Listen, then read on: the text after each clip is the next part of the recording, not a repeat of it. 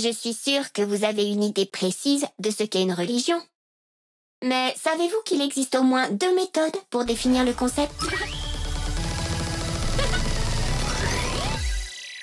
Bonjour les primates, ici Rolibot. Hier, pendant que je rechargeais mes calculateurs quantiques, je me suis posé une question. Si jamais un extraterrestre avait le malheur de faire un tour sur votre planète, arriverait-il à se rendre compte que parmi la myriade de conneries qui sortent de vos cerveaux, il y en a une qui est spéciale et qui s'appelle religion? Contrairement à vous, il ne connaîtrait aucun exemple de religion humaine. Et en partant du principe qu'il a un peu de respect pour lui-même, ou juste qu'il n'a pas envie de finir comme Roswell, il aurait tout intérêt à vous observer de loin pour ne pas se faire griller.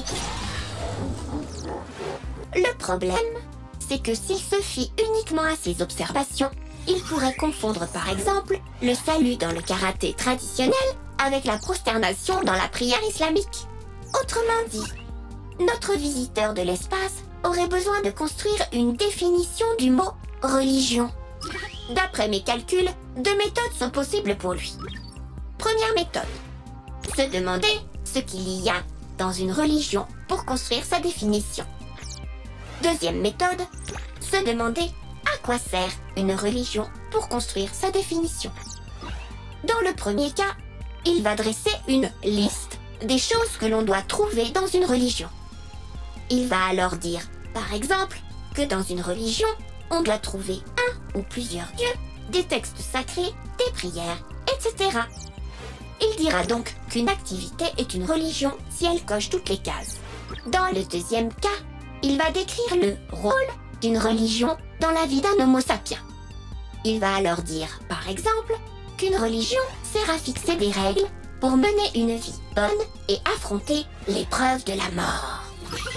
Comme vous faites partie d'une catégorie d'homo sapiens plus raffinée que la moyenne, la preuve, vous suivez Rolibot, vous vous êtes abonné et vous avez partagé la vidéo en masse, vous aurez compris que chacune de ces 2 méthodes a ses limites. Le petit alien venu vous observer pourrait par exemple bugger sur le cas du bouddhisme, qui coche toutes les cases d'une religion, sauf la plus importante, il n'y a pas de Dieu. Il pourrait aussi se dire que la philosophie d'Épicure colle parfaitement à l'idée de règles à suivre pour mener une vie bonne et donc classer le christianisme et l'épicurisme dans la même catégorie. Dire vrai, il se peut très bien que le visiteur extraterrestre ne voit aucune différence entre toutes les absurdités que vous vous racontez. Ho ho ho! Croire au Père Noël qui distribue des cadeaux en une seule nuit, croire que Marx sauvera le monde, ou encore croire en un bonhomme tout rouge qui s'appelle Satan et qui inspire des conneries à toute l'humanité en même temps. Quand on y pense, c'est... Comment dites-vous déjà? Ah oui. Kiff kiff bourricot. Rassurez-vous. Je pense que vos cerveaux sont quand même un cran au-dessus de celui des ânes.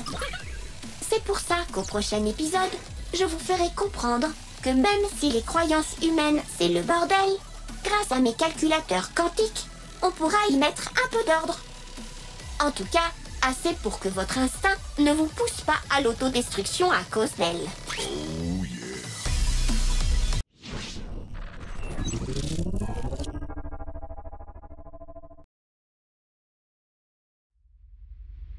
Bonjour les primates, je me présente, je suis Hicham Abdelgawad, doctorant en sciences des religions.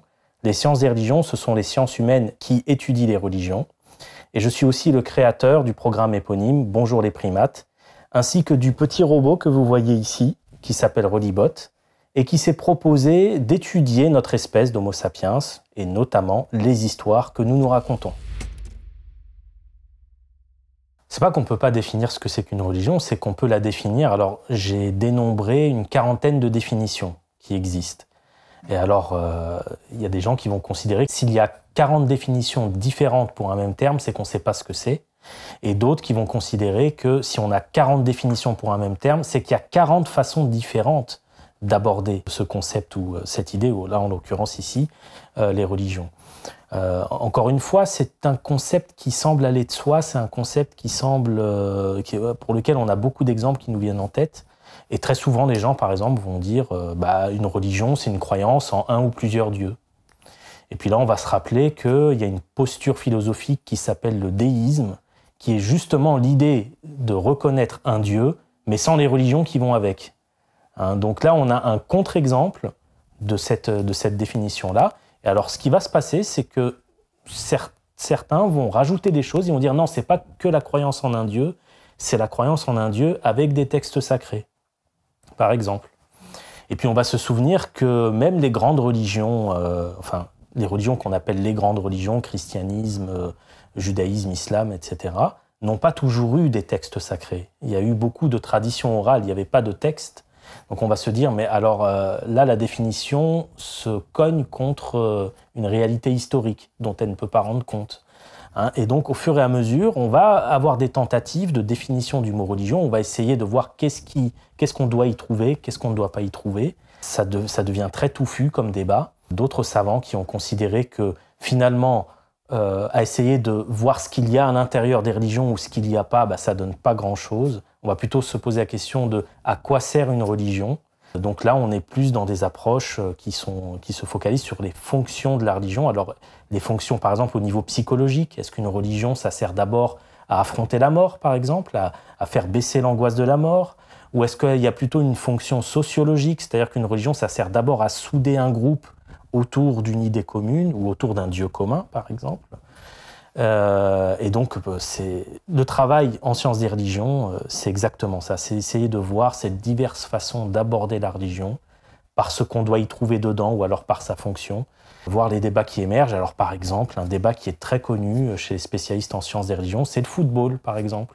Parce qu'on se rend compte que le football, pour certaines personnes, remplit des fonctions sociales et psychologiques qui sont très proches de ce qu'on trouve dans les religions. Alors, est-ce qu'on peut aller jusqu'à parler d'une religion du football? Certains disent que oui, certains disent que non. Regardons les arguments.